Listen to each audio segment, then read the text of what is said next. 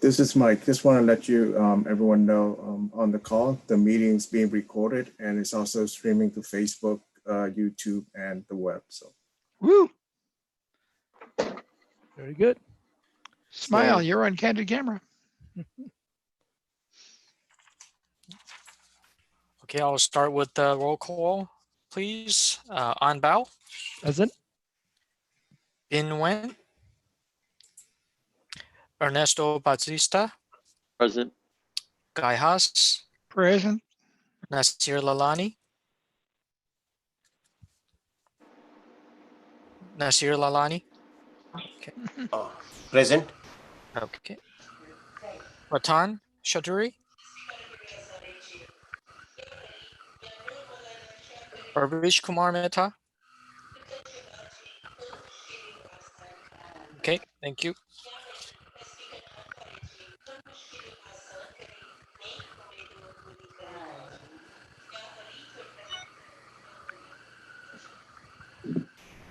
Go ahead, Mr. Chair, for the next business item, the presentation.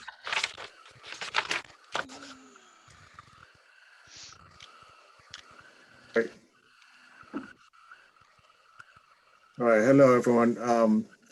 So tonight we have just one item on the agenda. Actually, then do we go to the Pledge of Allegiance? Yes, and public forum too. Oh, because that wasn't on the agenda. Yes, I guess do we have a flag to look at?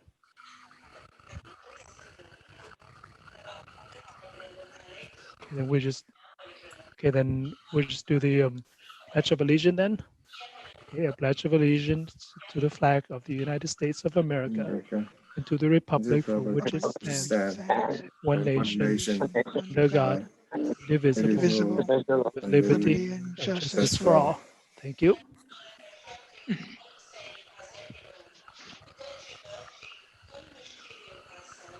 So somebody got a hot mic if they can mute.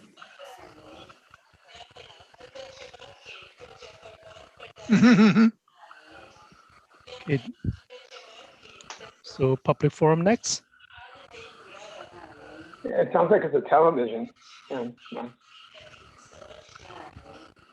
Okay, so public forum, members of the audience are invited to address the commission on any subject on the agenda. Speakers must supply their name and address for the record.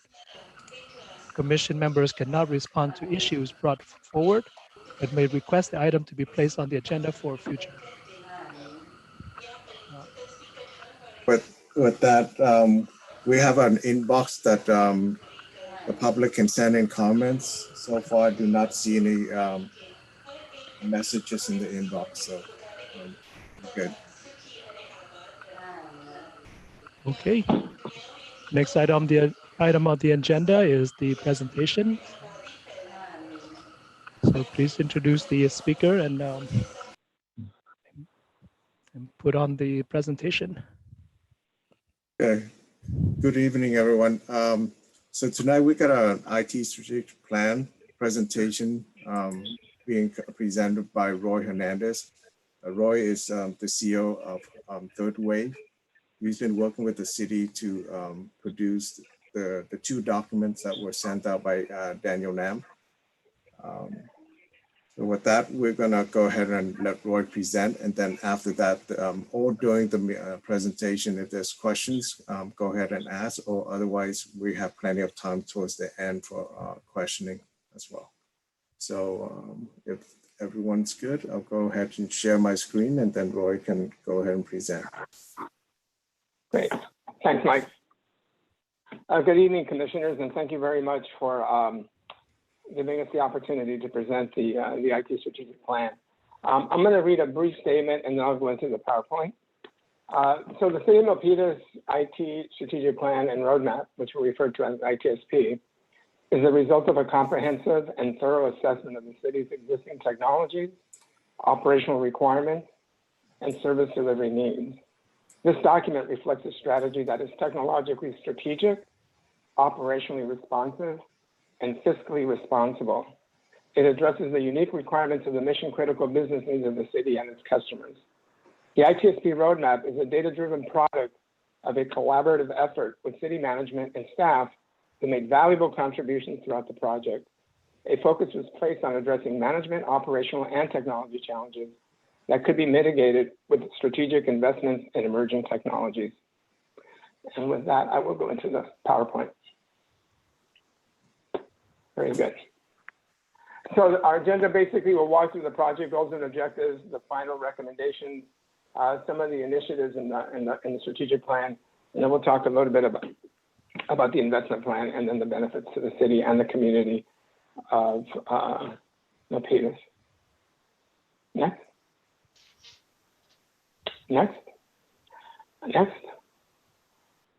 This slide, we like to include this slide as a precursor to strategic planning because it's a truism. And if we were to change a couple of words here, both of these would relate to technology. So if you don't know where you're going, any path will do. If you don't know what you need, any system will do. And procurement without a strategy is literally the noise before defeat, or in this case, system failure. So this is something we like to start as kind of a food for thought. Next. Wow, okay. So basically, technology today is really exciting. We're in a very, we're in an interesting time. There's a lot of emerging technologies, a lot of technologies that have reached maturity. And so the trick in doing a project like this is determining, based on everything that's available today, what are the best fits for the city of Milpitas and its requirements. Next.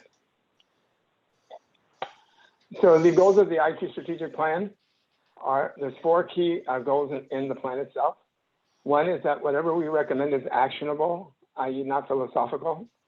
Secondly, that whatever technologies we recommend are viable. Third, that the plan be responsible financially.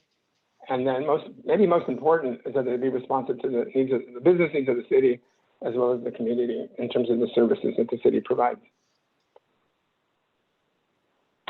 Some of the objectives are to connect the technology, resources, innovation, and initiatives to the city's core values and mission. We want to provide a framework for how IT services are delivered throughout the city. We want to establish a clear set of goals and guiding principles that the IT organization and the city can use to accomplish the ITSP and its implementation.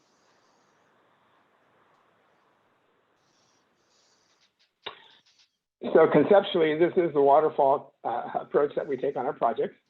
It's a logical process. So the first phase is discovery. And this is basically designed to get a lay of the land very quickly in terms of the city's IT landscape, systems, and how the IT organization operates. The requirements phase takes a much deeper dive into the operational needs of the city. And we do that by employing a number of tactics and techniques. The first one is we did an online staff survey, and this is to get a wide data set of opinions and responses as to the needs of the city and the departments. We also did management interviews with every department head to get a management perspective on the needs of the city today, as well as 5 years into the future. And then we did some very detailed business process requirements workshops with staff where we took a deep dive into business process requirements, to technical and functional requirements, as well as the opportunity for updating specific policies related to technology. And then we also did an IT governance assessment to try to understand how the city currently identifies, validates, and procures technologies to ensure their successful deployment. And then the third phase is basically to take that data from the first 2 phases and have them inform the strategy, which includes the plan, prioritization, and the roadmap itself. Next.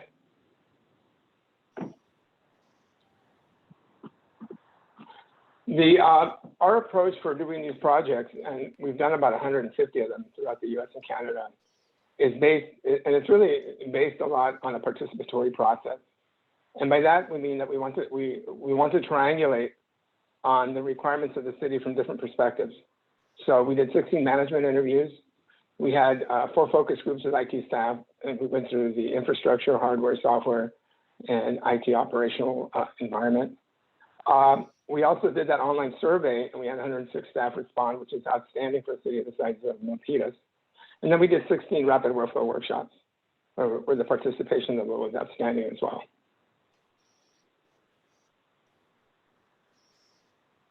Just some key findings on the survey. And the survey had about 11 questions. It was short and sweet, very specific. It was crafted to address very specific issues related to technology and the service delivery of IT. This is an important one. So one of the questions that we asked staff was to give us their overall perception on the condition of the city's systems. And as you can see here, very good and good make up about 89% of responses. If you add up excellent, basically 94% of staff said that the city systems are either very good, good, or excellent. And these numbers represent some of the highest we've seen in the last 5 years in the projects that we've carried out. Next. Another question again, this is one of the dozen questions that we asked, but because you're in Silicon Valley, this is important, where web services and the internet is ubiquitous. So we asked, how important is it, how do you think it is for the city to provide online services?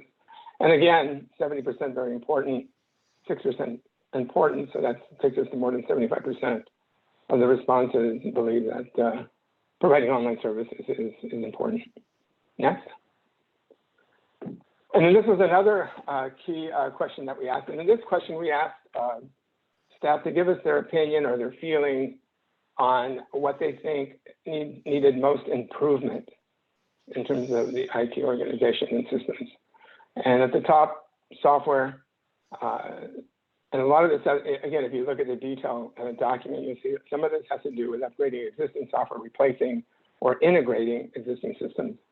If you look at the bottom, the item that needs least improvement is IT staff knowledge. And again, this kind of coincides with our own observation that the city's IT department is made up of very high caliber IT professionals. And we actually noted this before we saw the data here. Next. All right, let's talk about findings and recommendations. So in terms of strengths, here's 5 strengths that we identified in the project. Number one, and this is not IT, this is the city staff as a whole. We identified as an organization that has a very strong commitment to providing exceptional services to the community. Secondly, the city has invested a significant amount in the last 2 or 3 years on technology. So that was impressive. Third is that the IT staff have done a commendable job in implementing these technologies because from our perspective, if we compare the number of systems that have been deployed against the number of staff, this is a significant achievement. Another strength that we saw, and we saw this when we interviewed the management team, the department heads, is there are a number of new department heads at the city of Milpitas. And this is always a good thing because they bring in new ideas on how to do things and how to get things done. So we felt that was a strength. And then lastly, specifically regarding IT staff, we observed a highly experienced and committed group of professionals. Yeah.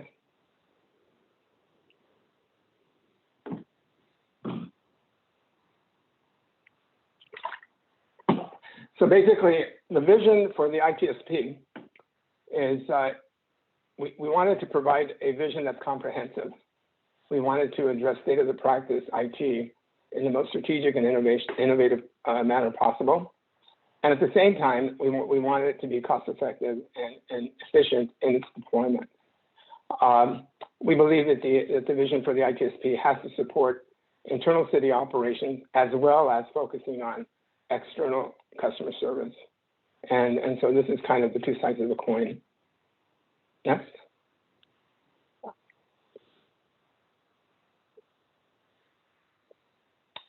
So what we have here, these are the findings and recommendations. So the first one,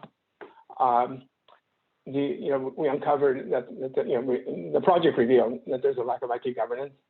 And more important than that is a lack of a formal requirements definition methodology.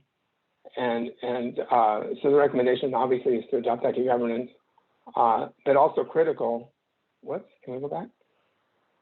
Also critical is the need to articulate and adopt a method to do formal requirements definition, which is the front end to a IT governance process. Secondly, regarding IT organizational resources and operating model, we believe that over the next 5 years, the IT organization should be aligned with the IT strategic plan, specifically matching knowledge, skills, and abilities to the projects that are being deployed and supported. And this is in addition to the systems currently supported by IT. Number 3, the city does have GIS. It's used throughout the city and used effectively with, what we believe to be limited resources. And so our recommendation here is to adopt an enterprise focus on the use of GIS as opposed to departmental focus. And before anybody takes off and starts implementing more applications and databases, we believe strongly that it is in the city's best interest to have somebody come in, a third party come in and develop an enterprise-wide GIS master plan so that you have a roadmap on the implementation, the additional implementation of GIS technologies. Furthermore, we suggested that the city implement a GIS team as opposed a team under one manager as opposed to a number of GIS professionals working in separate departments. And the two are not mutually exclusive. The building department can have subject matter experts or super GIS users. Any department can have a GIS super user, but what we're talking about here is a GIS team that looks at spatial data as an enterprise asset. Number 4, lack of enterprise content management strategy. Like many cities do, the city, and this is the good news, the city does have a document management system. That's the good news. But like a lot of cities, the original implementation of that system did not have an enterprise focus. It was implemented for a very specific purpose in a specific department, which is fine, except that content management is an enterprise tool. And it's one that should be used effectively across the enterprise for a number of reasons, not to mention records management and risk management against lawsuits. So our recommendation is, whoops, let me go back. So our recommendation is that the city, again, develop a content management strategy that cuts across the entire city, develops a plan, and more importantly, even if you don't develop a plan, we strongly urge the city to develop a naming convention. And the technical term for that is a taxonomy that we encourage and recommend that the city develop a naming convention, which can be done immediately. It is not dependent on a strategy because you already have a system. And then the other thing is once the strategy has been developed and articulated, that best practices be used in rolling out that enterprise solution across the city. Next. So application software needs. This one was an interesting one because the city has actually implemented and is implementing a number of software solutions. We did identify, however, a number of systems whose implementations have been marginal. And so what we're suggesting here is to basically take stock of that, identify those systems, and go back and do a focused effort to either salvage them or replace them, because they are tools that city staff are expecting to use, and if you don't have user acceptance, those tools are not going to be used, and they just become assets that are not fully leveraged. The second bullet talks to a much broader issue of prioritizing software and articulating specifications and applying best practices in the procurement of systems. And here, when we say best practices, we're talking about technology best practices as well as procurement best practices. And an easy example of this is end user involvement and participation in the entire requirements definition all the way through procurement, all the way through implementation. In a number of the management interviews, as well as the online survey, and some of the workshops, the city website came up numerous times. And what we're recommending here is that a website assessment be done And we actually recommend that a website assessment be done prior to a redesign RFP going out, so that the city can gather its thoughts. Again, engage end users, get the involvement of different city departments, the public information officer. Different departments have different needs.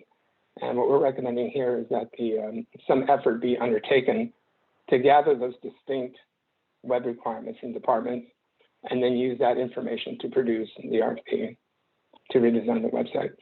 Okay. And then the other thing that came out, and this was a little bit of frustration, is the current web content management model is centralized. And in some cases, that's not necessarily a bad thing, except that in this case, and we heard this in the online survey, departments and staff want the ability to update content without having to go through IT, which can act as a bottleneck. And we concur with that, by the way, because that is the best practice. Given the content management tools that exist today, that has evolved as the best practice. Next. Lack of business process improvement practices. There's a number of them out there. You may have heard of Six Sigma, Lean, Kaizen. Our methodology is called Rapid Workflow. We're not recommending what you use, because you need to pick one that works with the city and its culture. But we are recommending that the city adopt something and use business process analysis as a precursor to the procurement of any computer system. And it can be a tool to help articulate not only technical and functional requirements, but business requirements.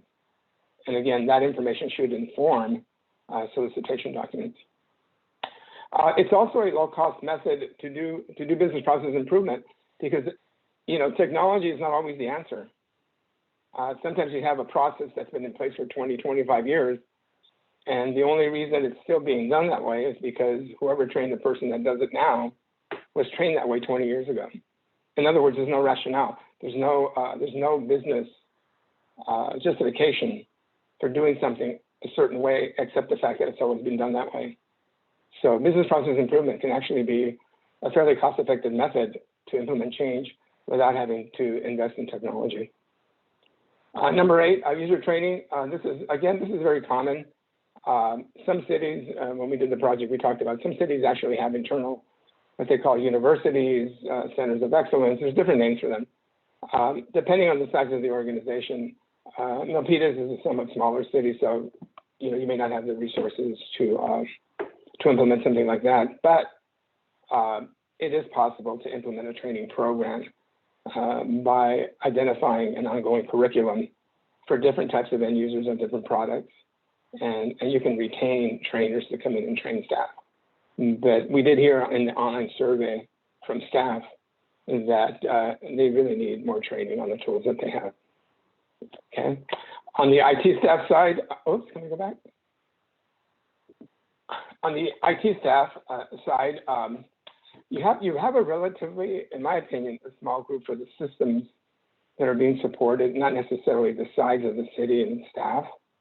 And so professional development training is always a good thing. And we know the city has in place a professional development training program. What we're suggesting here is maybe the city think about expanding it. And one of the things that we heard from end users as well as IT staff is in the area of project management, it would be good for IT staff to get formal training on project management, and that a formal project management method be adopted at the city. And this will go a long way to ensuring that projects are handled from definition to delivery successfully. Next. Last one. Cybersecurity, disaster recovery, business continuity. So here in this case, what we uncovered is that the city does have a DR plan. The limitation is that it's untested. And again, you don't want to test your DR business continuity plan when the next big earthquake hits. This plan should be articulated, well written up and well tested prior to some act of God. Okay. And again, the plan should address the resumption of applications, data, hardware, communications, and any other IT infrastructure that might be damaged in the course of either a man-made or a natural disaster. Next.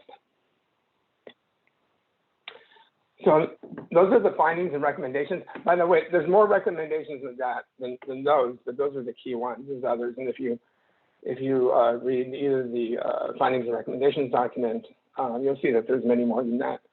But those are the key recommendations. So let's go on to the roadmap and investment. So once we identified dozens of IT initiatives, of course, the next step is to prioritize them, because it would be difficult, if not impossible. Everything can't happen at once, nor should everything happen at once. So we have to prioritize just out of necessity. But in prioritizing, we want to use an intelligent process to help us remove emotion and implement systems and solutions that have a compelling business case. And so in this particular project, we took all of the initiatives that were identified and we ran them through a prioritization model. And so we use weighted scores for each one of these criteria. So operational business need, that came from the data collected, from the data points and data collected in the management interviews, focus groups, and primarily in the rapid workflow workshops. And the reason I say primarily is because it is those workshops where we had the richest data set. And so we use that data as reference. The other four criteria include things that improve staff productivity, customer service, save money, or increase revenue. And so these are the 5 that we ran each initiative through. Next. I should also mention that the prioritization process isn't a one-shot deal. What I just described was a mathematical, we call it the first cut. It's a mathematical prioritization, but there's a second cut. And the second cut is based on systems that have a relationship or a system that has a predecessor. You can't do this project until this other project's been done. So the second cut was based on functional relationships between systems. The third cut was based on budget to make sure that, for example, year 1 doesn't have a $5 million estimate and year 2 has a $50,000 estimate. So we have to ensure that the overall 5-year budget is somewhat balanced and realistic and feasible. And so the third cut was based on the budget. And then the final cut was based on the schedule, again, for budgeting and relationships across systems. So this is year 1 and 2. So for every line item that you see here, we looked at one-time software costs, ongoing software maintenance costs, one-time hardware costs, and professional services costs. So the numbers that you see here reflect the total cost of these systems from a budget standpoint. These are budgetary numbers. These are not price books. Next. Mr. Hernandez, if I understood that page correctly, where you had zeros, that means that those items will be performed by our IT staff, right? And then where you have the money, you will be providing the resources and the people to implement those? Correct. Yes. Mm-hmm. Thank you. Right. Yeah, I should have mentioned that. Yeah, anywhere you have a zero, those are initiatives that would be carried out by the IT department. Okay. Next. By the way, I'm sorry. Go ahead. Could you go back to that slide? Because what I heard the question to be, I heard your response was different than how he explained how he thought you should interpret it. So I'd just like you to explain that slide again, please. Okay. Maybe I should hear the question again. Well, can you repeat the question again, please? Sure. The where you have the zeros, those are the tasks that will be performed by the city's IT staff, right? And then where you have the money of like 100,000, 200,000, those are the items where we don't have the staff for it. You will be providing the contractors and the training and the people to implement those, right? Correct. Yeah, and third wave wouldn't, but a vendor would. Yeah. So that correct. Your observation is correct. Where you see a zero, those are initiatives that would be carried out by IT staff, and therefore there is no additional cost because you've paid for their salaries, so they do that work. The other, where you see actual dollars, that can be any combination of software and software maintenance costs, software maintenance costs and implementation services, or just simply a consulting project. It can be any combination of those. But you're correct. Those dollars would be paid out to somebody, a vendor, and the zeros would be work carried out by IT staff. Now, for example, do you see the GIS master plan, the 75K?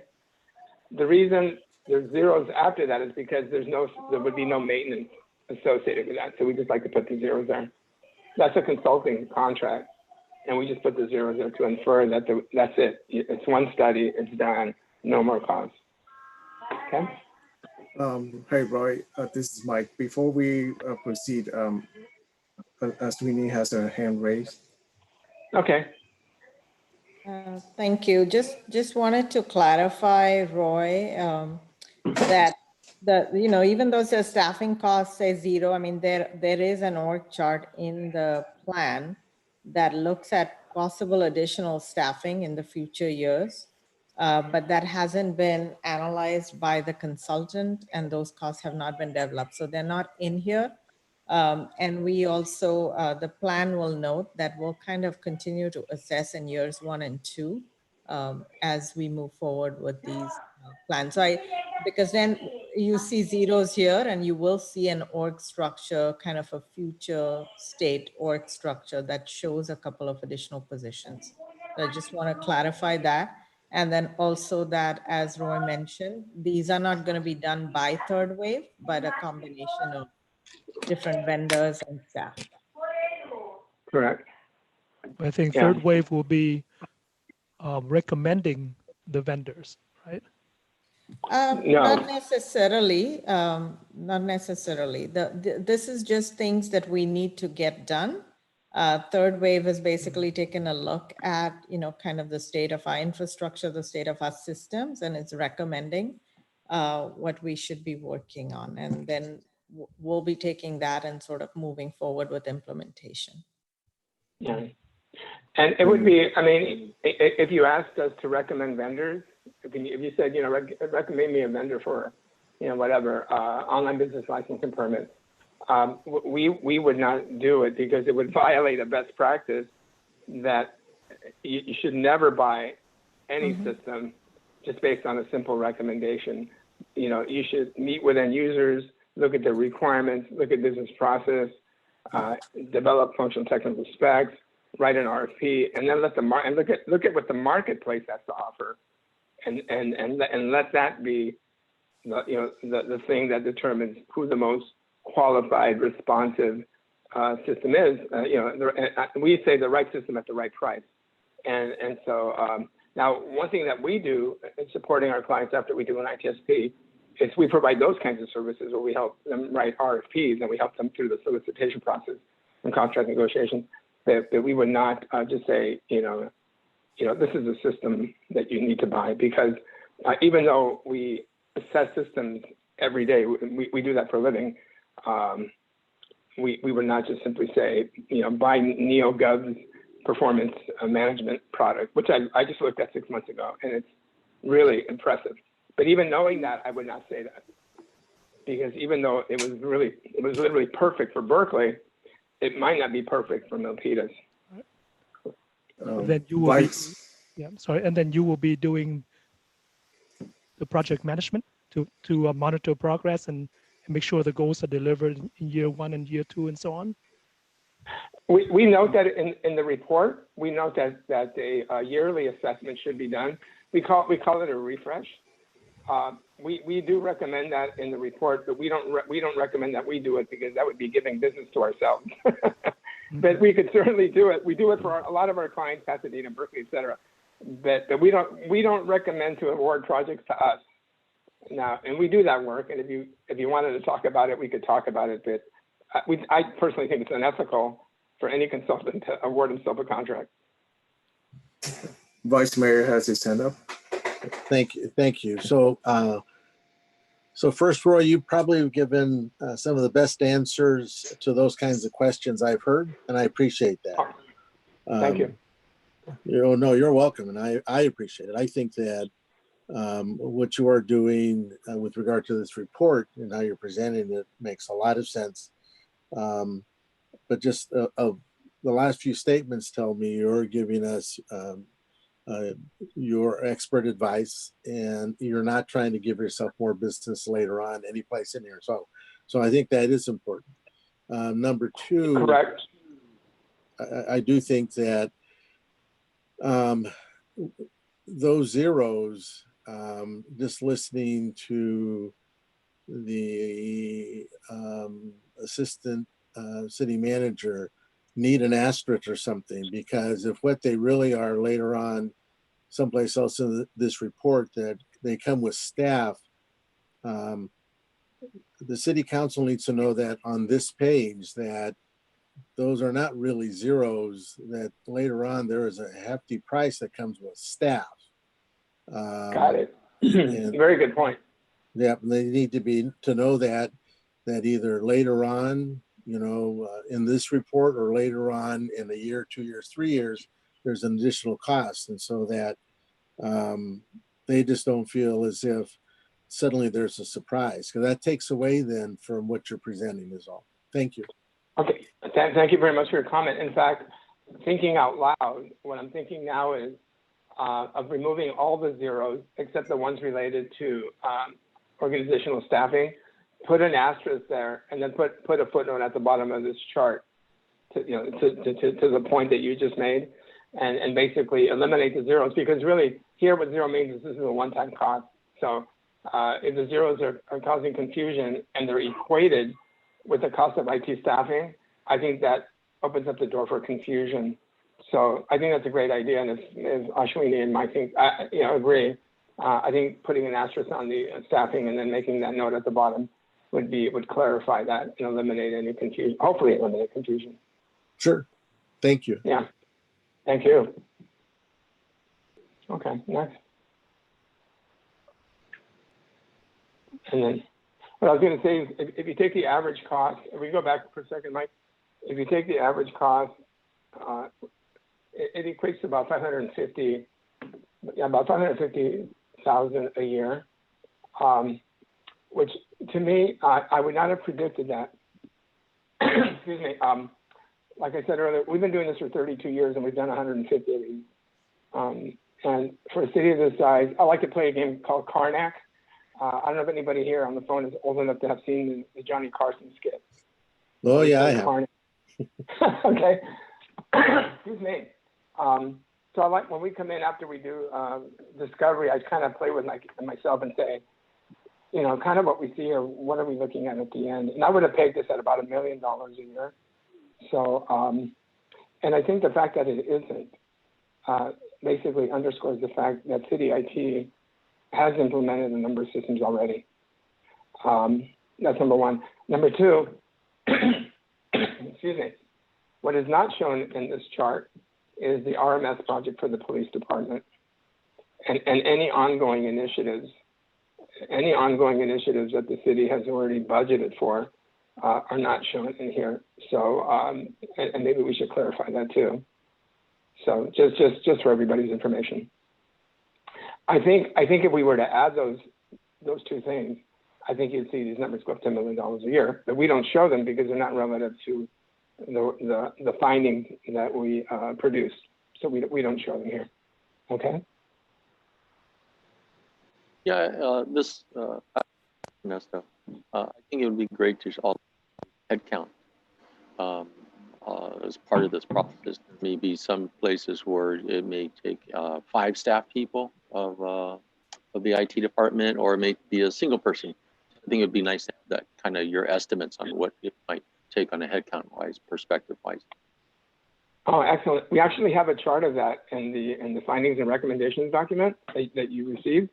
Okay. I suppose we could add a figure to the PowerPoint, like a headcount projection kind of chart. Again, yes. I'll defer to Ashwini and Mike, but I think there is a chart already in the report that addresses that. We could insert it.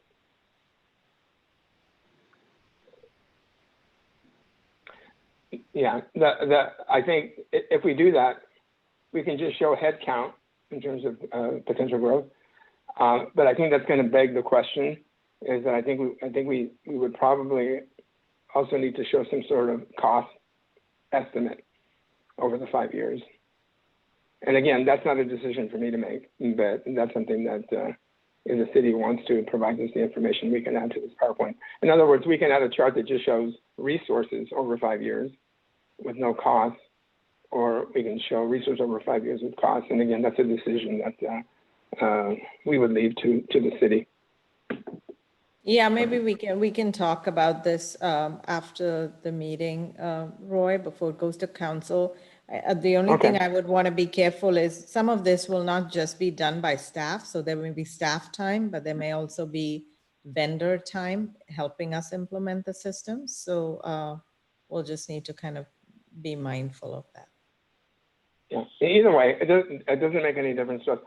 I think the chart does, particularly because we have additional staff with zero cost. I think that's a contradiction of terms. You know, if you think about it.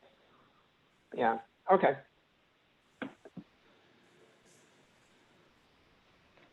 And so one of the things that we like to do when we do a plan, when we do an IT strategic plan, is we like to develop a roadmap for a number of reasons.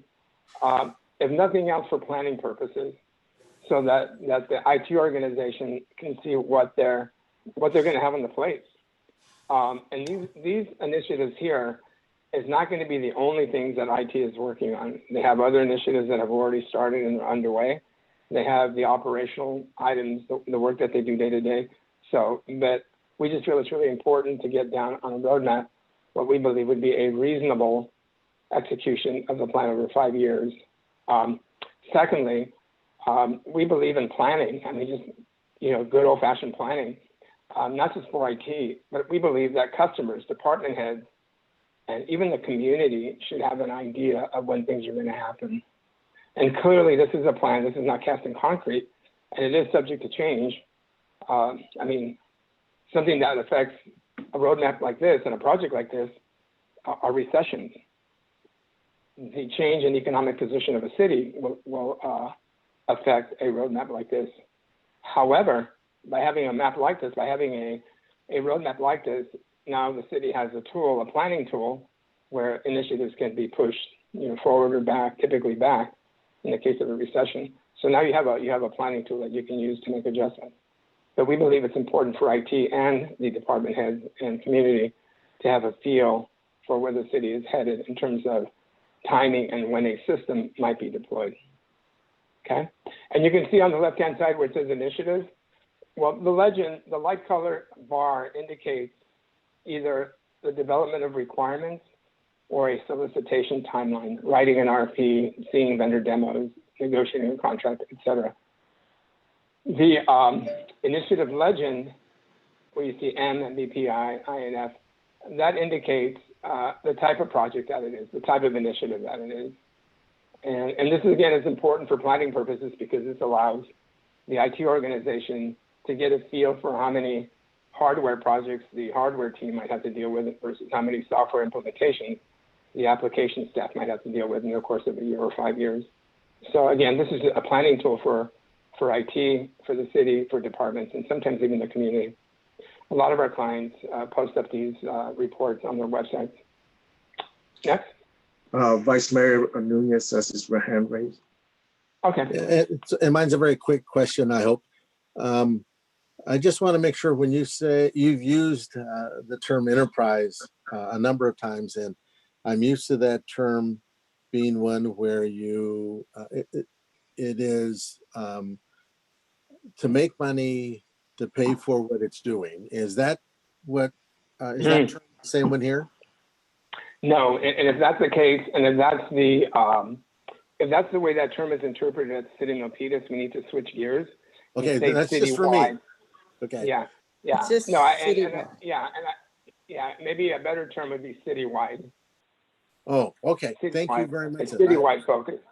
Yeah. Okay. Yeah, and the reason we use that term, I'm glad you brought that up, but the reason we use that term, and again, it's the same thing as citywide. The reason we use that term is because today, no department is an island in the city. There is no department in any city that can go out and buy a system and not have it affect somebody else. And so we are proponents of having a consciousness, a technology consciousness that says, whatever you are looking at doing, everyone should be informed of it. Just, for your information, we're doing this. Secondly, there might be opportunities for economies of scale. A department might be buying a system that can be leveraged by another department. Now you've doubled the return on investment. So there's financial reasons, there's technical reasons that a citywide focus should always be maintained by IT as initiatives get rolled out. Okay, and one of the reasons it made sense to me here, I wrote down citywide because that does, if we're going to use it that way. But one of the reasons it made sense to me here is I used to work at Riverside County Office of Education.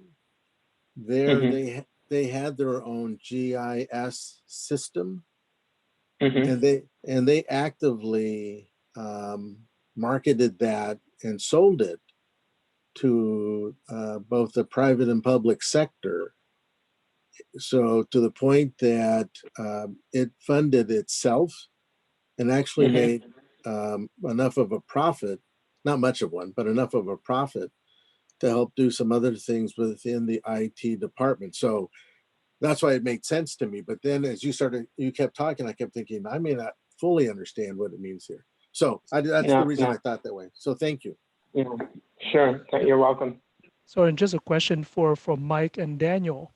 Now, year one looks like that's a plate for there are 12 goals. Correct. How do you feel about that in terms of basically managing 12 initiatives and delivering on average 1 goal per month? So, that's a good.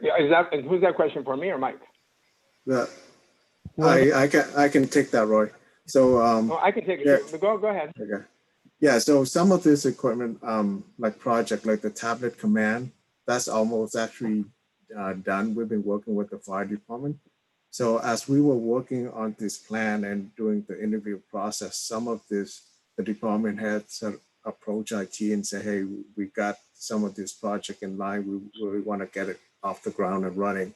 So some of the projects already in place, like the online business license and permits, that's actually, we've been using that. So the only other process is a small piece where we allow new business license to be done online versus just renewal. So that's just a matter of coordinating with the different departments and turning on a switch to make that happen. So some of these projects are a big initiative for the departments, but from an implementation standpoint, is either a short time frame to get it complete, or it's already ready to go. It's just a couple meetings and getting different departments to coordinate and get that going. Hopefully that answers your question, Chair. Yeah, and can I add to that, Mike? Sure. Yeah. So and that is true. And then secondly, if you look at, and this is why we put the acronyms of the type of initiative it is. So there are 5 management initiatives out of the 12, and those are things that have very short fuses. I mean, 1, 2, 3 months would be a long time. The GIS master plan, we pegged it at 2 months. It might even take 3, but those are short initiatives, and most of those are going to be done, not be done by city staff. If you look at other items like BPI, which is business process improvement, if you look at the duration of that, it's like a week. So half of these projects are short, very short, 2 weeks to 2 months in duration, so they're short. The ones that you want to look at in terms of resource allocation standpoint are anything that says ESW or DSW, which is enterprise software and department software. So software deployments are the projects that take time, and there's 4 of them in year 1, which from our perspective is feasible. And as Mike said, some of these are already underway. So yeah, but that's the way to read this chart. And this is one of the reasons why we use these designations, so that we can indicate whether something is hardware or software. And if it's software, it's departmental or enterprise software, because enterprise software takes longer than departmental software to deploy. Okay? Vice Mayor has his Good question.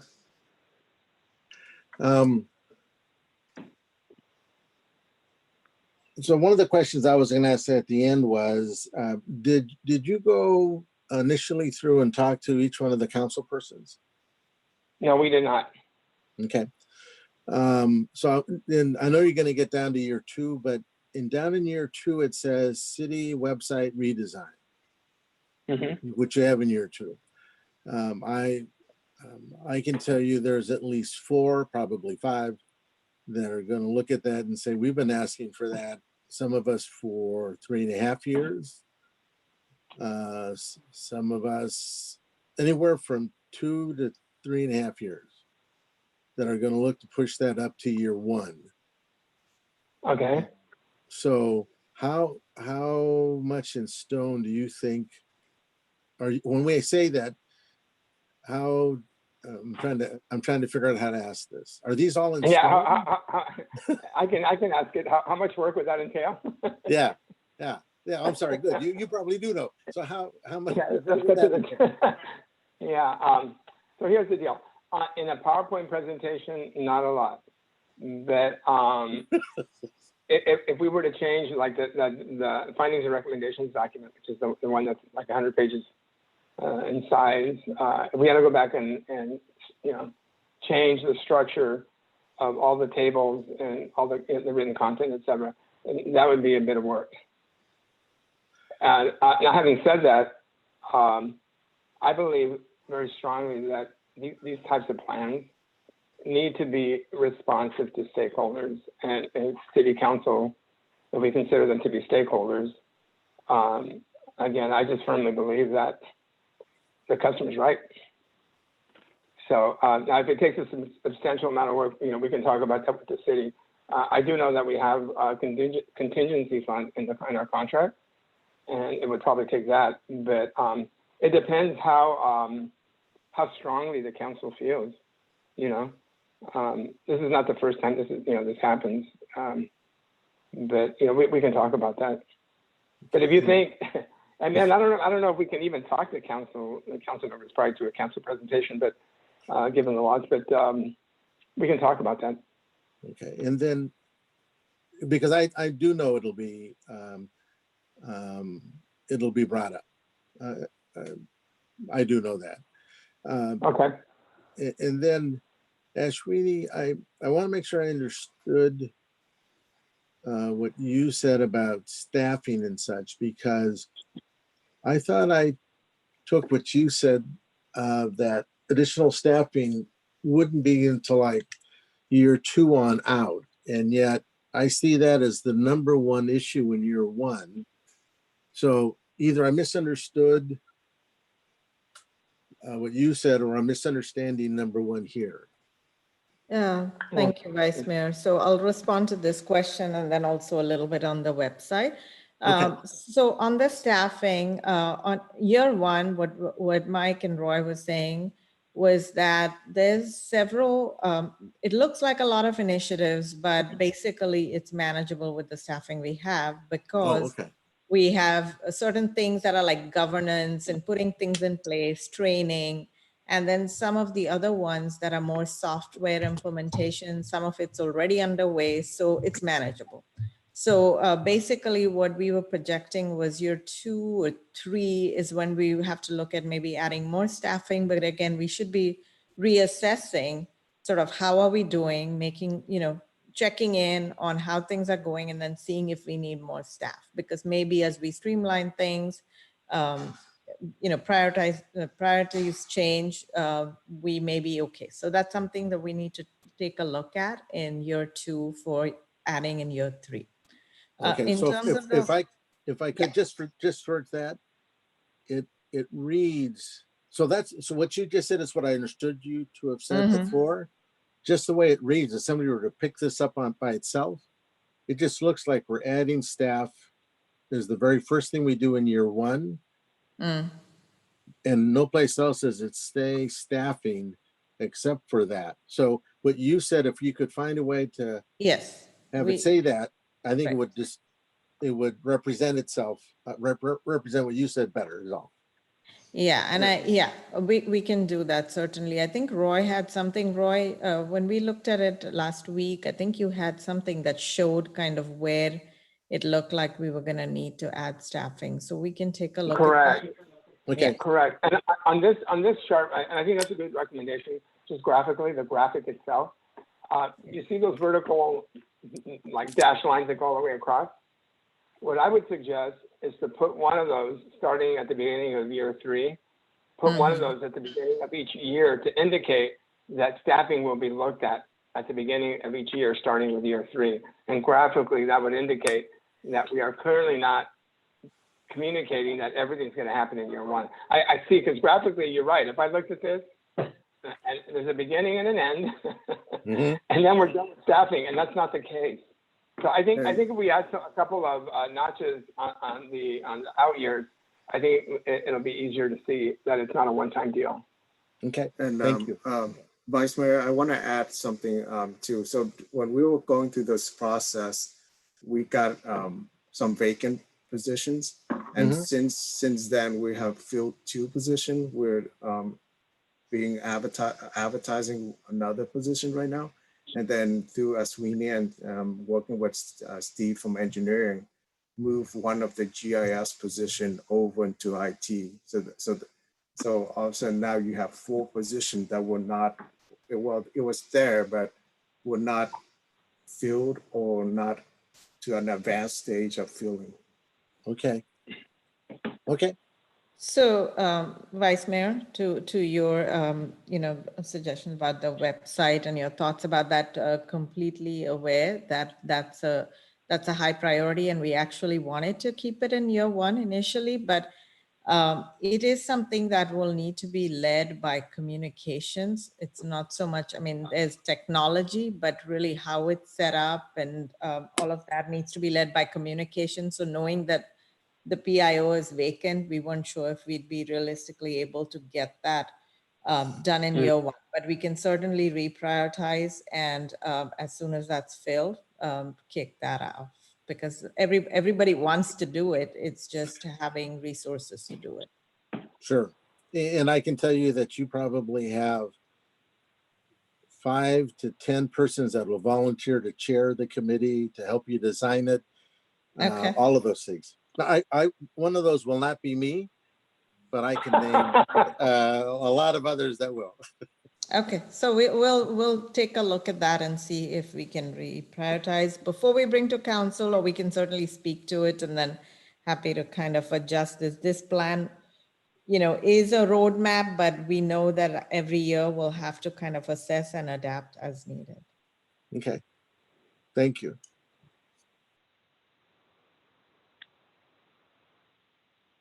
All right.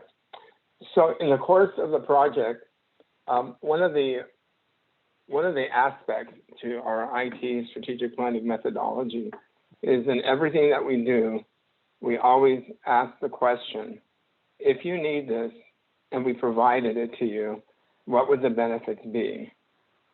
Because we believe when you're talking about investing tax dollars, there should be a compelling business case for that investment. In other words, the mere fact that somebody mentioned in a survey, let's say, that they really, really need some underwater basket weaving software, it does not mean we're going to recommend that. And even if that person really, really needed it, because we have to look at the requirements citywide, and we're looking for the biggest bang for the buck. But having said that, we do take into account qualitative and quantitative benefits. So throughout the entire process, as we went through collecting data, different data sets, this is a question that we asked. If you were to get the solution, what would the benefits be? Quantitatively, it's about people, hours, time, and dollars. We'll save money, we'll save time, etc. But we also asked staff to identify potential qualitative benefits. Improved service to the community, improved well-being to the community, better perception of the city. So those are all qualitative impacts, and we have to consider all of them, not just quantitative. And so over the course of the project, we literally identified hundreds of potential benefits. Obviously, we don't show them here. But so what we did is we took the top 10. And we identified 49 different types of benefits and a couple of 200 or 300 benefits total. But we took the top 10 of the 49 types, and this is what we compiled that data to produce this chart. And even though we did not do a cost benefit analysis, and even though we don't indicate, potential hours saved or dollars saved, what this slide indicates is the magnitude of the potential benefits. And if you look at the top three, increased efficiency, staff time saving, that's important. Those are the top two. But improved access to existing data is critical, because when we did the management interviews, it was a 3-question interview, and the second question had to do with emerging technologies. And there was, I think, about 6 or 7 emerging technologies, like Internet of Things, smart cities, workforce automation, et cetera. The top 2 rated met by the management team had to do with data analytics and workforce and workplace automation. Those 3 things require current and accurate data. In other words, you can't have a smart city if you don't have accurate data. And so improved access to existing data is critical. So access to data from a future perspective is key, time savings and efficiency. But if you look at number 4, is improved customer service. And since municipalities are in the business of providing exceptional customer service, that's important too. So this kind of gives us a high-level perspective on the potential, on the different types of potential benefits and the magnitude. And when we look at this list here, business process improvement, improved accuracy, my favorite is happy staff. Yeah, me too. If Mike's happy, I'm happy. Yeah, exactly. Happy staff. But that's what the data said. This is not our opinion. This is collected from hundreds of pages of data from three different data sets. But nonetheless, it is important because workplace, personal life balance is important. So basically, this is what the city gets for its investment over the next 5 years in the IT strategic plan. So, and we believe this is a compelling business case. Next. All right, so next steps, we've listed some of them here. With your approval, we believe that this can be taken to council for their approval. We recommend that the plan be adopted. Moreover, we recommend that year 1 be funded. And at the year of year 1, we believe that the accomplishment for year 1 should be documented and presented to the council to illustrate the type of performance that has been achieved in year 1 of the plan, and then we can talk about year 2. We are not asking for the whole 5-year funding plan. First steps, adopt IT governance and enterprise architecture. Again, now enterprise architecture, that is a technical term, so that we can't change. But now the reason we say adopt IT governance, because one of the things that we identified at the city as a footnote is that there's a lot of systems implemented, but there's also a lot of integration that's taking place. And for us, it's always an indicator that perhaps a lack of a citywide perspective is maybe not as rigorous as it could be. Then next, proceed with the year 1 initiative implementation. And then again, align IT staff resources over the 5-year ITSP, not next year, but align the IT organization. And that can mean simply just have a staffing plan, a 5-year staffing plan that says, which is what we included in the document, which basically addresses how the IT organization will need to be aligned as these systems get deployed over the next 5 years. Next. Yes, well, instead of waiting till the end of the year to review, is there any plan to review, do a quick status report once a quarter, once every 6 months or so, to see how we're doing? Oh, wow. On track? Sure. I think that's a great, we didn't include that as a recommendation, but I think, I don't know about every quarter, but I think maybe 6 months. I mean, if you consider procurement of IT systems takes 3 months. So I don't know how much movement there might be in 3 months, but certainly 6 months. It's up to you. I think we believe in rigorous project management, planning, project management, and performance evaluation. And anytime you want to do any type of performance evaluation that you think should be done, we think it's prudent. So 3 months for some projects, yes, but certainly every 6 months and every year. Hey, Chair. Yeah. Chair, Yeah. Chair Bell, we'll work with Daniel to put the quarterly updates and make that a comprehensive quarterly updates and bring that to the commission. Oh, perfect. Thank you. Yeah, I think that's a great idea. I've never had anybody pose that, but I think it's an excellent idea. Yeah, at work we have we review our projects every 2 weeks. Wow, I like that. Where do you work? Oracle? At a very aggressive company, yes. Very good. And no, that's good. That's rigorous. Any other questions? I had a question. Okay. Can you guys hear me? Yes. My question: what is the manpower in your company? How many people do you have in terms of resources? And so we have 15 staff. 15 staff, and they're full time. I'm sorry. They're full time. Yes. And as a side note, I had 200 employees for 8 years, and I did not like it. It was not fun. And running a company made of people that we really love what we do. We also believe it should be fun. I want happy staff, like the chart that we looked at. And on a serious note, having 200 staff, it felt like I was running an HR company. And that could be complicated. What about referrals? Do you provide any referrals? References on what? Your work in the past with other cities and all that. You mentioned. Oh, absolutely. Oh, yeah, absolutely. The proposal we submitted for this project got references. If you go to our website and you look on the header and you click on testimonials, I want to say there's like 77 or 80 letters of recommendation from city, county, state, and federal agencies. And these are not like short emails. These are like 1-page, 2-page letters of recommendation. They're glowing.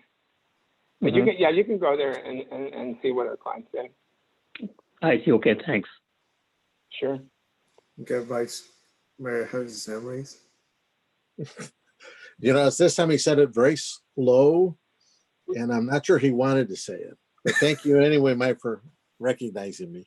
So I'm going to get the few questions I have out of the way. So one, I thought it was an excellent presentation. I thought you covered a lot more than I thought you were going to. So I thought it was well thought out. Tell me, when did you actually start and end this project? Well, I know that we submitted. It's funny because we submitted the final report on December 4th, so 5 months ago. Oh, okay. And I don't know what the delays have been, but now we're here, and we're really. By the way, I didn't say this earlier, but we're really, really happy to be here today. Okay. Yeah, and again, I don't know what the reasons are, but that's when we submitted the final report in December, and then we submitted a revised copy of that. I want to say in mid-January. So I thank you for that. I noticed that you said you didn't talk to the council, and almost all of these studies start with interviewing each one of us individually. Second, I noticed that you did talk to internally. You talked to quite a few persons. Did you talk to any citizens? Residents? No, and it's interesting you mentioned that. So here's the thing: our proposal is directly in response to the city's RFP and the tasks that are identified in that scope of work. Sometimes we do mention. I can tell you that about 60 to 70% of all projects like this that we do, 80% of them have surveys with online community surveys, and about 50% of them have workshops, community workshops. Neither of those were mentioned in the RFP. And I think we mentioned online surveys when we started the project or when we were negotiating the project. but the city decided not to do that.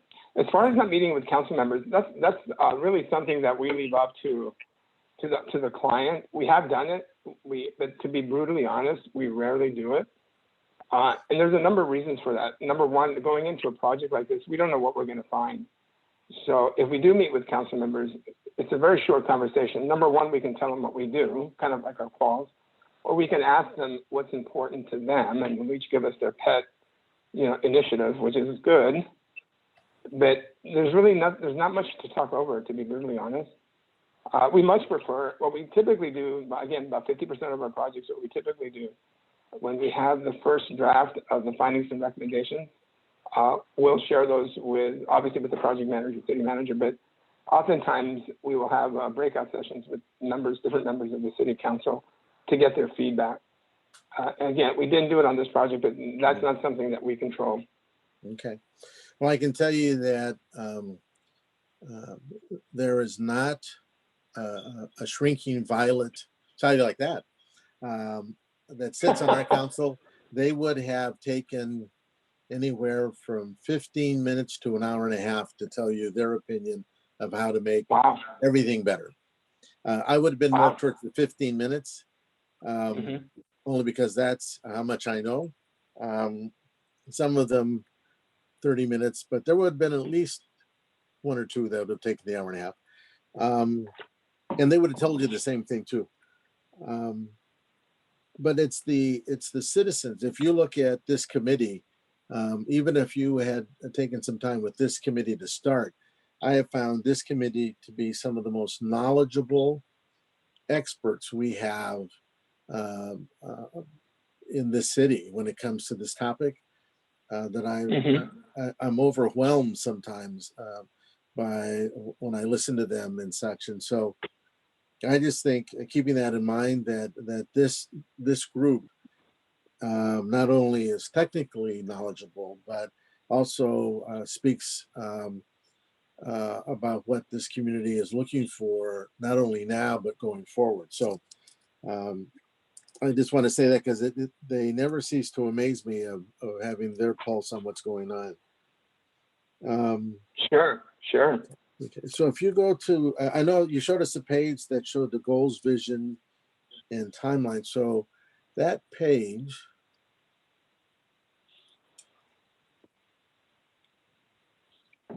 still more back, Mike. Probably at the beginning. Yeah.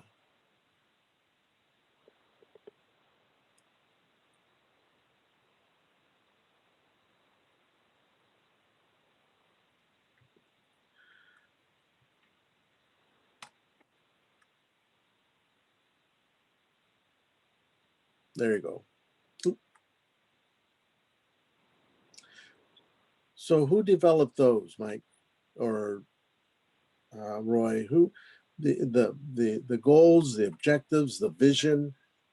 Whose vision is it? Since the vision normally is developed by council, I'm wondering who developed this vision to start us off. I did. Yeah, I did. And what I did, so what we always do when we start a project like this, the first thing that I do is I read the city's budget. I read the city's budget because it acclimates me very quickly to the internal dynamics of the city as a whole and then the departments individually. And also, again, how cities spend their money gives you an idea of kind of where the city's headed. So I read that. I also went to your website and I looked for like a formal, like a business strategic plan. And I'm not sure that I don't recall if I found one or not. I may have, but I don't recall that I did. So my first stop is the city's website to see if I could find a mission statement or even, many cities have like 5 core values, or they'll have 5, key mission statements. I don't recall finding anything like that. So absent that, these objectives here reflect best practices for municipalities in terms of objectives. But again, the city's core values and mission, basically what I could get, I got from, I think, one of the pages in your budget document. Okay. At the very beginning, there's a statement, and that was it. Well, and that's a good place to have gone. I would have hoped or wish that even just that one page would have been a good starting point for discussions with council. Just two last things, and they probably have to do with the part in our title that's not there, but I'm glad you addressed it. And that's education. That's the last part of our title of this commission. I'm a firm believer in professional development for staff. It doesn't do any good to bring on new things and not get staff up and running on what those new things are, not only in that department, but throughout the whole city. I can sort of tell where people are at when I sit down and say, tell me about this and this and this. And if they go to their phone or an iPad, or they bring out a piece of paper and take a note, sort of tells me where they're at in their use of technology and their ability to pull things up quickly. Correct. But if I were to ask you, because you mentioned something about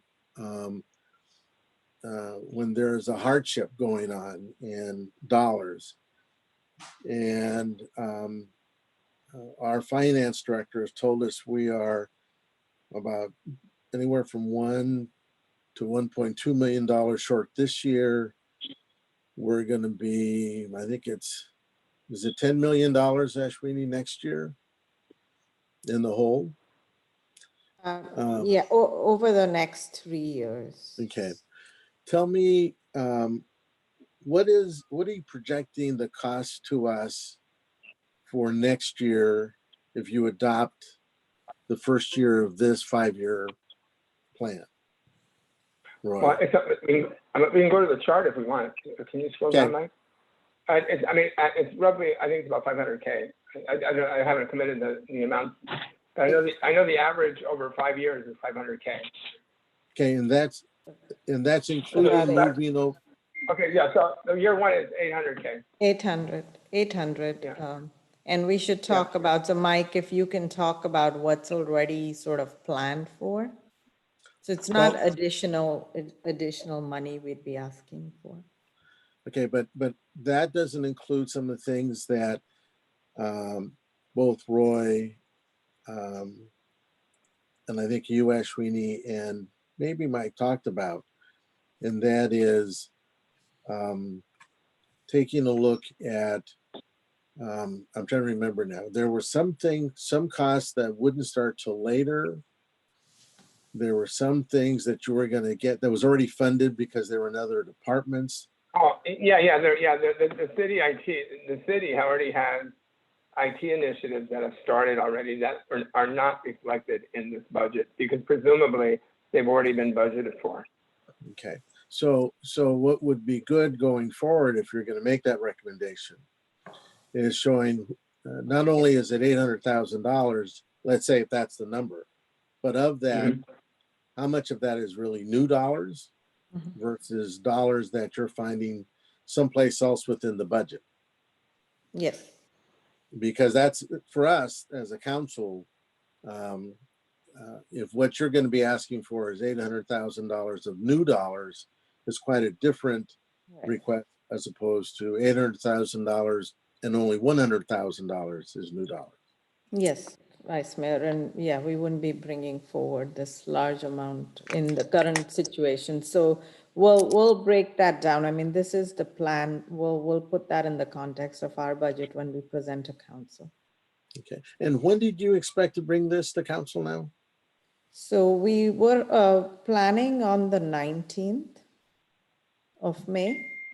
And then, if to your point, I mean, there may be things that council may want us to take back and bring it in a revised plan so we can allow for some of that to happen so that by the end of the fiscal year, we are done with the plan. So if we wanted to do it as a two-step. So could I, this is my last question. So can I leave this meeting today with an understanding that the managers that currently have IT staff in them, in other departments, have agreed to move them over so that they migrate over to IT? Just one position, Vice Mayor, that we've talked about, the GIS one that we added, but in engineering, but we've been working with some of the existing staff and contractual services to get that work done. So given that the GIS is like one of the priority areas here, which doesn't have too many resources, initially we were planning to propose adding a position, but given the current fiscal climate, we couldn't bring that forward. Okay. So kind of worked with staff to have that position move over to IT. Okay, so we're not gonna work to move the new one we added over at, and I don't think it's GIS, but it had something to do with the 911, over to PD. Were you gonna leave that over there? That was just added in IT. It supports PD, but it was added in IT. So that's Oh, okay. not, yeah, it was just a GIS one that was in engineering that'll move over to be under Ron.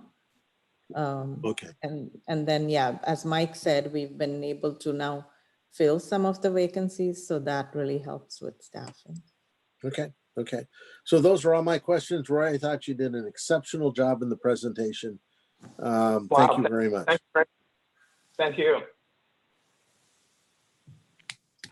And Roy, actually, to follow up on the Vice Mayor's earlier question, now, is this the first time that Third Wave has helped us with our 5-year plan? Yes, Okay. Now, according to your website, you started working on this plan almost a year ago in April. correct. Yeah. Correct. And then you said you submitted something late last year then. Correct. Okay. Yeah. So when we do these projects, since you brought up the question, we do these projects and we do them every day. We do them in 4 to 6 months. We have very detailed scopes of work. We have very detailed Microsoft project schedules with timelines, deliverables, and due dates. And we live and die by those schedules. This project, for a number of reasons, had numerous delays. Okay. Yeah. So I would recommend that at the end of when you do your year-end review of the plan, please include the city council in your list of interviewees. Yeah, I think that's a great idea. But again, yeah, I think that's a great idea. It doesn't always happen. And unfortunately, there's political things that happen in city government that are way beyond an IT strategic plan. We have no control over it. All right. Thank you. Okay.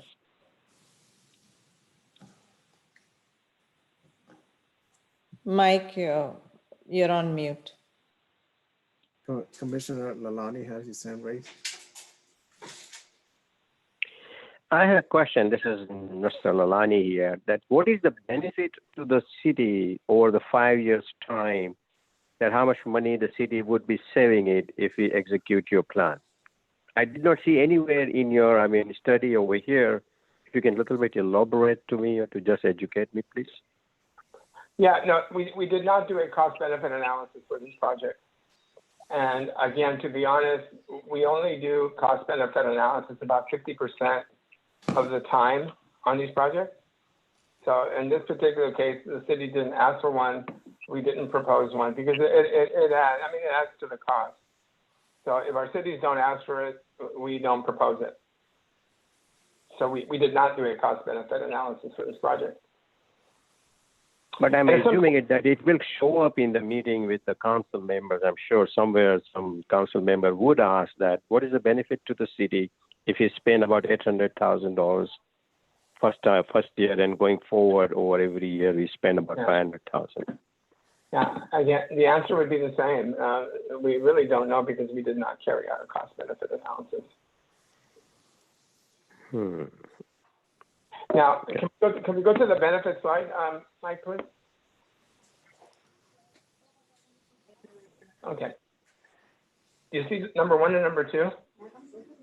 Those are hard dollar, we call those quantifiable benefits. And Mhm. again, having been doing this for 30 years, 32 years, I've done 150 of these. I can tell you that the dollars would be considerable. I can't tell you how much they would be.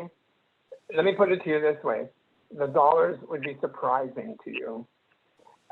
We've done cost benefit analysis. I'd say we've done about 100 Mhm. you know, for cities.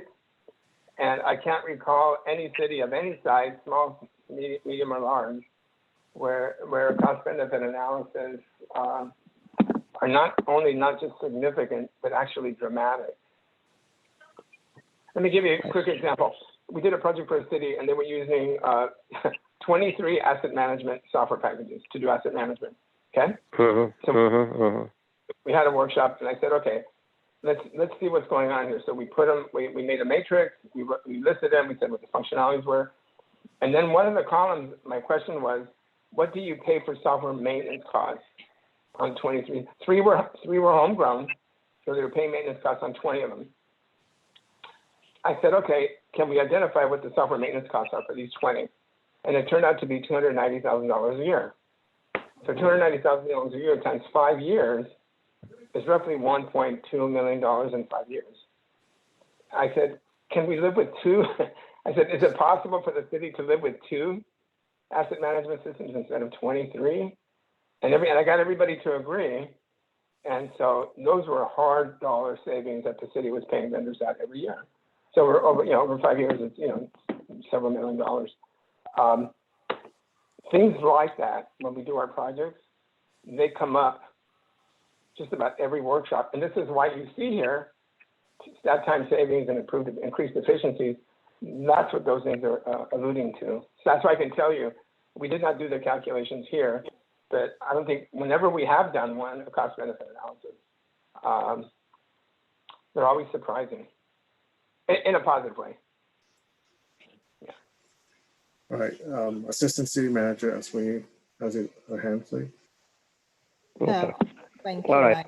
I was just going to suggest with respect to this last question. I mean, it's a great idea to bring it forward. We were planning to do year 1, year 2 assessments. And so Roy, is that something the year 1 assessment could include that to kind of see what's, there would be some actual and then estimated cost benefits for the full Yeah. time? Yeah, absolutely. Just as a point of, just to note, the answer is definitely yes, and we're currently doing that for the city of Berkeley and the city of Sacramento. The city of Sacramento, we did their plan 6 years ago. We've updated it 3 times. The city of Berkeley, we're updating it once. But part of that process is doing exactly that. It's going through and identifying what the real benefits were. Yeah, okay.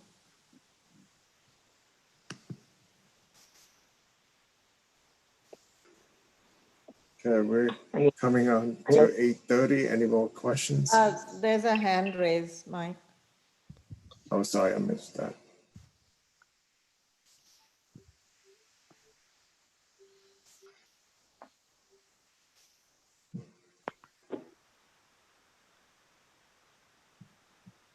I don't see it, but anybody else? Commissioner Urvish Kumar? Yes. Oh, okay. Thank you. Thank you, very much, Mike and Ashwini. Roy, I think, I've gone through the slides and as well as the roadmap that has been provided to the city of Milpitas Science, Technology, and Innovation. I think, so this is what I would like to start with.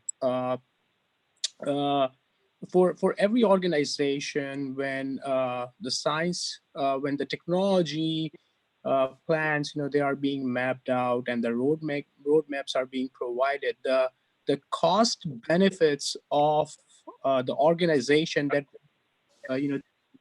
the initial cost factor that that you have shown as 800K.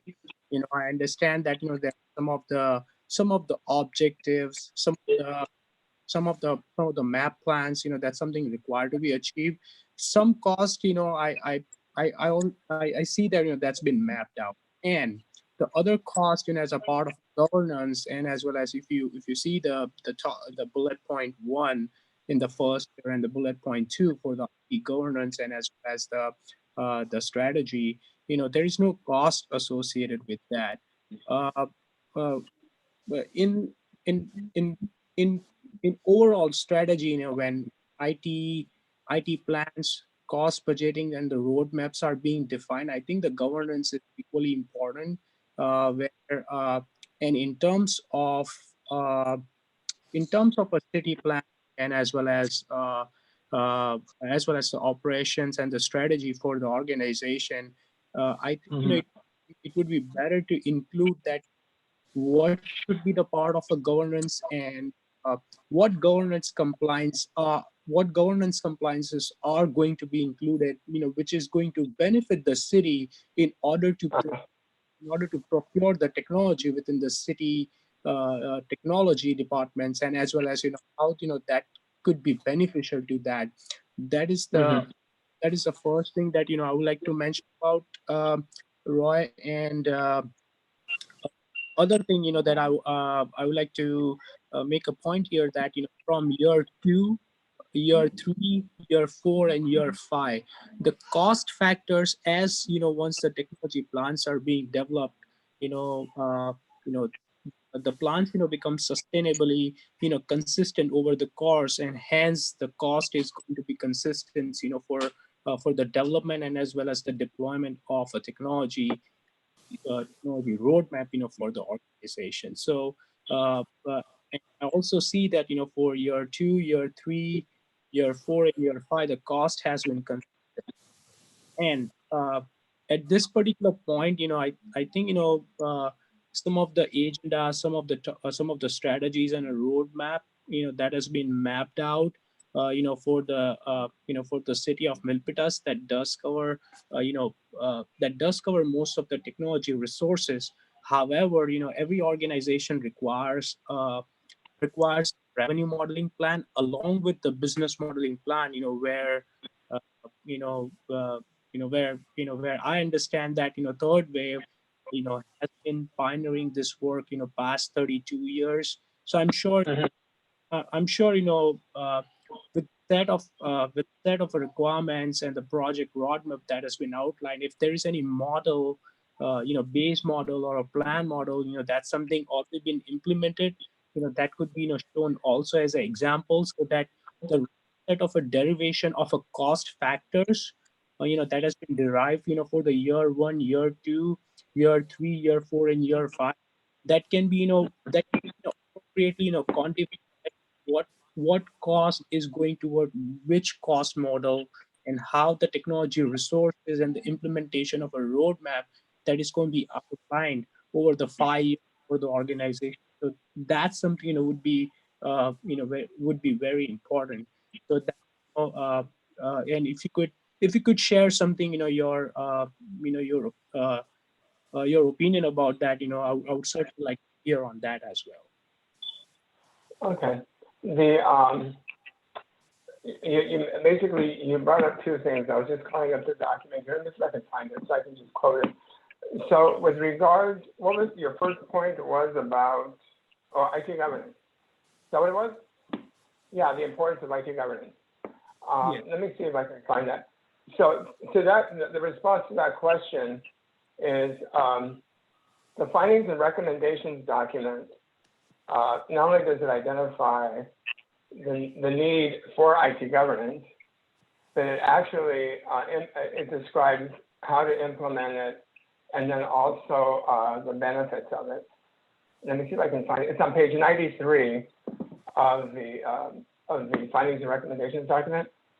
I'm not going to read it, but I just want you to know that we did address that, and that is in the document. I just wanted to see what we wrote. Yes, when I think when Vice Bob Nunes, when he has pointed out the cost factor part, when I saw that in the roadmap, I think the governance line was showing no cost. So I'm sure there must be a consideration for the IT government, for the part of for the part of a roadmap as well. Okay. So really, you weren't addressing the recommendations about IT governance, you were addressing the cost. All right, but anyway, IT governance is a description of, there's a recommendation on page 93 of the findings and recommendations document for that. That if cost is the issue, again, IT governance is something, IT governance is a management issue. It's not a technology issue. It's something that department heads and the city manager, basically the leadership team. There's a whole body of knowledge on what IT government is. We actually propose the best practice in our document. And so, but there is a body of knowledge on what that is and how it works. And so the reason there's no cost associated to it is because the IT manager, which I guess is Mike, and the city leadership team need to agree, A, that IT governance is important and it matters. And then you need to agree on the process that you want to adopt to do it. And then once you've done that, that's it. There's no cost. So that's why we show the zeros. Okay. Does that make sense? Now let's go back to the cost model you talked about. When we did on this project, and when we are asked to do a cost benefit analysis, what we do, and I don't have it here. Do you remember how many workshops we did on Mike? Something like 20, 23? 16. 16, okay, 16. So when we are asked in the scope of the work, when the scope of the work contains a cost benefit analysis, as we work our way through each department and we do these workshops, we conscientiously gather cost data to every impact and benefit statement that we collect. And there's hundreds of them. And then that data is used to inform the cost benefit model. But in this project, it was not part of the scope of work. So we didn't gather the data and we didn't do that cost benefit analysis.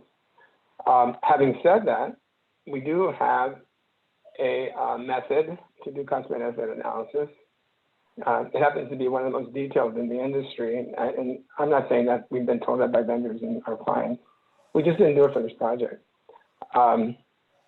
I could show you some output of cost benefit analysis that we've done for other city IT strategic planning projects, but I could not give you the model. I could not give you our model because it's proprietary, but I could show you the output. Okay. I don't know if there's any benefit to that, but I could.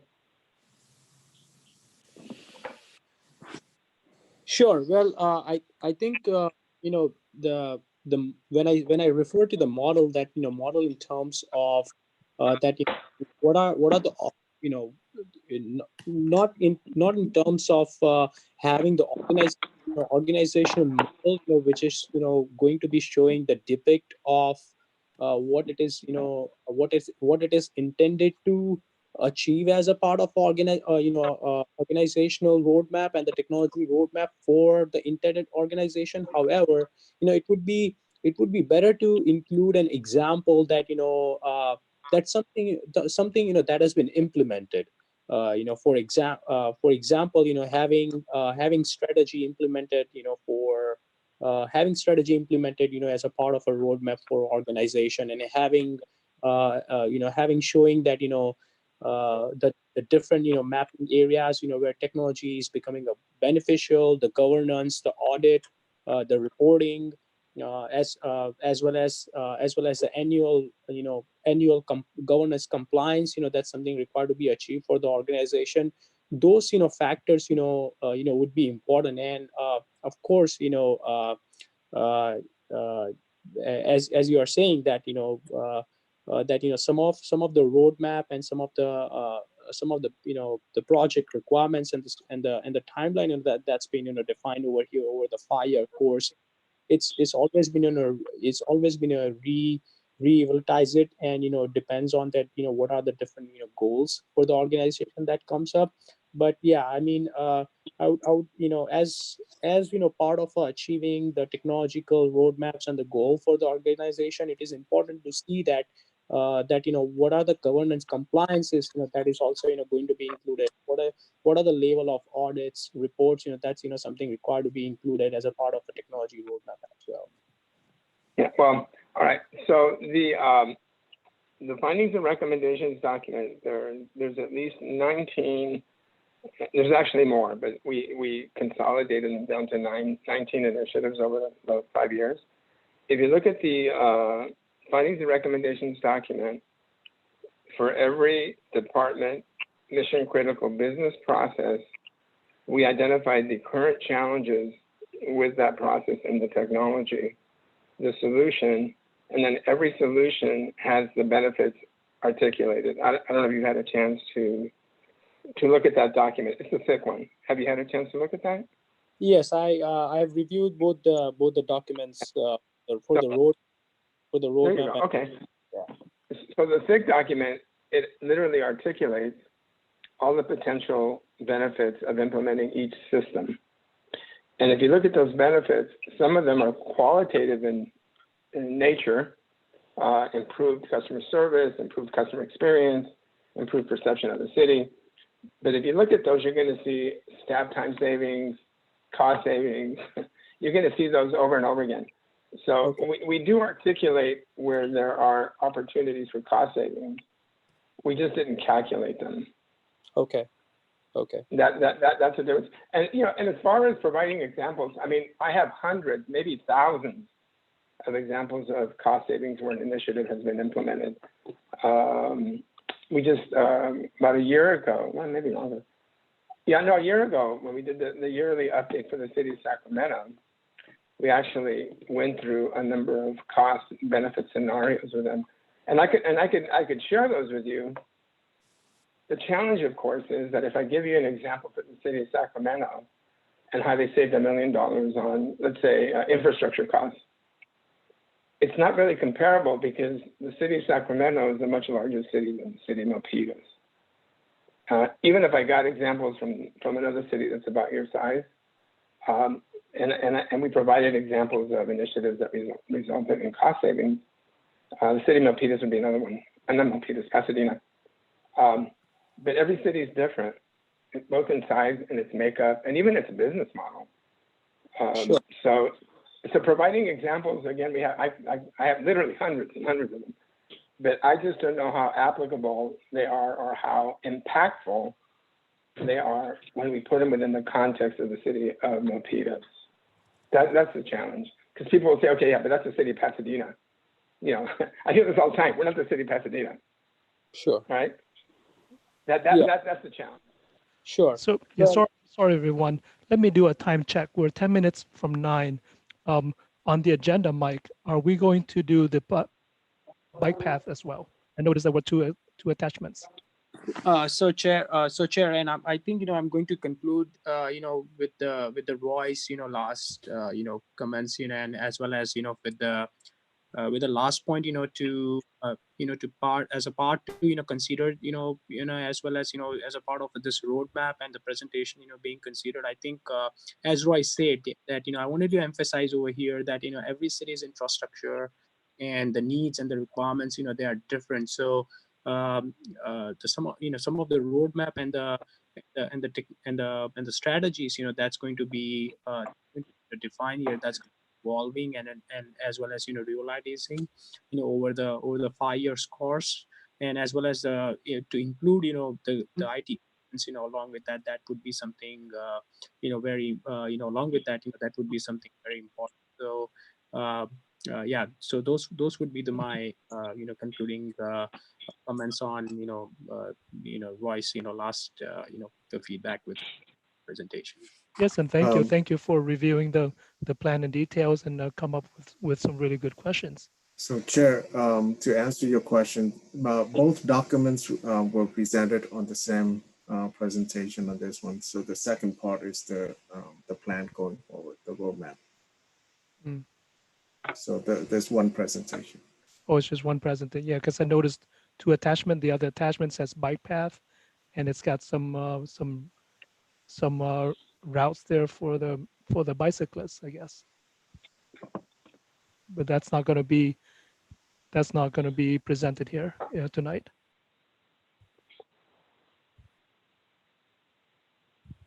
Or did I misread the agenda and the attachments that are on the city website?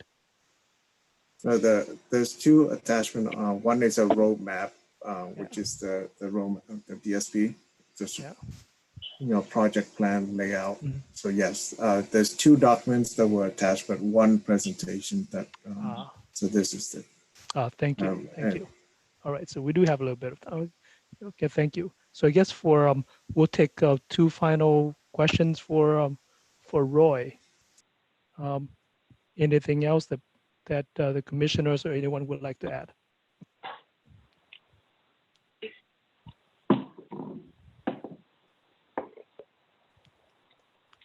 Okay, then we'll guess I will need a motion from someone to receive and file.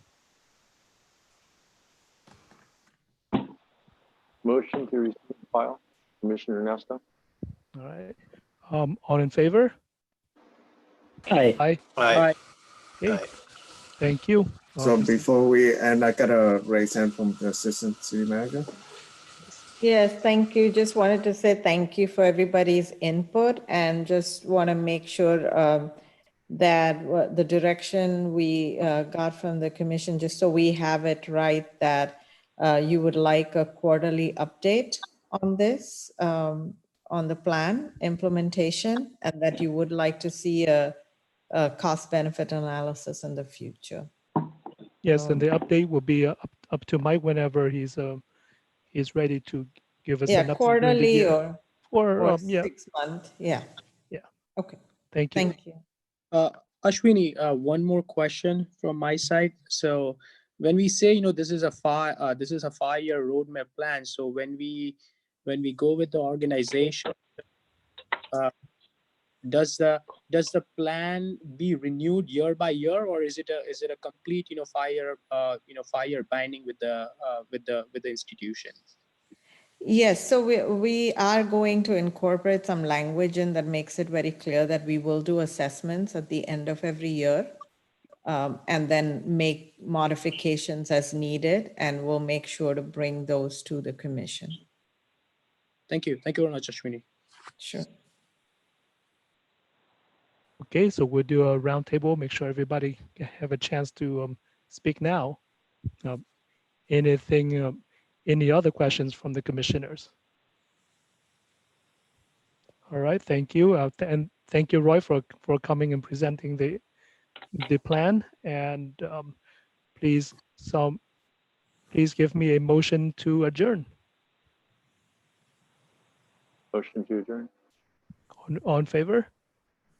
Aye. Aye. Thank you, everyone. Stay safe, and we'll talk to you next time. Meeting adjourned. Thank you. Thank you very much. All right. Thank you. Bye.